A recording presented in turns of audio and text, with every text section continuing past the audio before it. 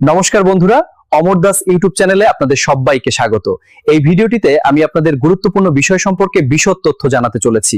আপনি কি বার্ধক্য ভাতার আবেদন প্রক্রিয়া সম্পর্কে জানতে চান? তাহলে এই ভিডিওটি আপনার জন্য অত্যন্ত গুরুত্বপূর্ণ এবং তথ্যবহুল হতে যাচ্ছে।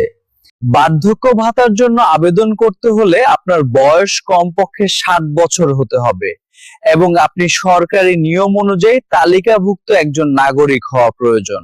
ভিডিওটি ভালো লাগলে অবশ্যই একটি লাইক করবেন, আপনার পরিচিতদের কাছে শেয়ার করবেন এবং অমর দাস ইউটিউব চ্যানেলটি সাবস্ক্রাইব করে পাশে থাকবেন। তাহলে চলুন আর দেরি না করে শুরু করা যাক। বার্ধক্য ভাতার জন্য কিভাবে আবেদন করবেন, কোথায় করবেন এবং কি কি কাগজ লাগবে। এই ফর্মে আপনার নাম, বাবার নাম, জন্ম তারিখ, ঠিকানা, জেলা, ব্লক বা মিউনিসিপ্যালিটি, গ্রাম পঞ্চায়েত, মোবাইল নম্বর, পরিচয়পত্র, ব্যাংক অ্যাকাউন্ট এবং সামাজিক শ্রেণীর তথ্য দিতে হবে।